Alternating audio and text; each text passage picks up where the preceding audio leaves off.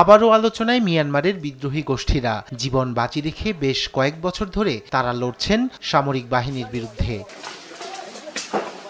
সম্প্রতি বাংলাদেশ সীমান্তবর্তী রাখাইন রাজ্যের অধিকাংশ ভূখণ্ডের দখল নিয়েছে এই গোষ্ঠীগুলো। এমন পরিস্থিতিতে সেই রাজ্যের গুরুত্বপূর্ণ শহর মংডুর সর্বশেষ সেনা চৌকির দখল নেওয়ার দাবি করেছে সশস্ত্র সংগঠন আরাকান আর্মি। ফলে তাদের নিয়ন্ত্রণে মিয়ানমারের সঙ্গে বাংলাদেশের ২৭১ কিলোমিটার সীমান্ত।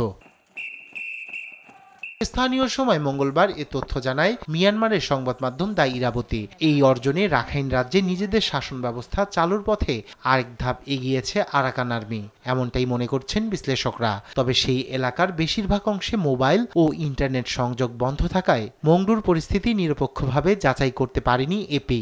আর এ বিষয়ে তাৎক্ষণিকভাবে মন্তব্য করতে অস্বীকার করে মিয়ানমারের জান্তা সরকার।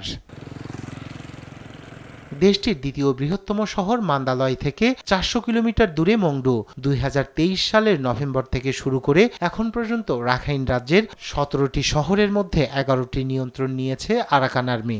সঙ্গে পাশের চীন রাজ্যেরও একটি শহরের দখল নিয়েছে তারা। রাখাইনের আরেক গুরুত্বপূর্ণ শহর আন। সেখানে সেনা দপ্তরের মাধ্যমে পুরো পশ্চিমাঞ্চলের ওপর নজর রাখে সামরিক বাহিনী। তবে আরাকান আর্মির হামলার মুখে ওই শহর পতনের মুখে। যে কোনো সময় এর নিয়ন্ত্রণ হারাতে পারে সামরিক জান্তা। মিয়ানমার জুড়ে চলমান গৃহযুদ্ধে মূল ভূমিকা পালন করছে রাখাইন রাজ্য।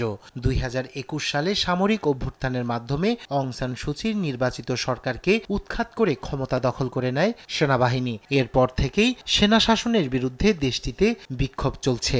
শুরুতে শান্তিপূর্ণ থাকলেও সেনাদের অস্ত্র ব্যবহারে তার রূপ নেয় সশস্ত্র ও রক্তক্ষয়ী সংঘাতে।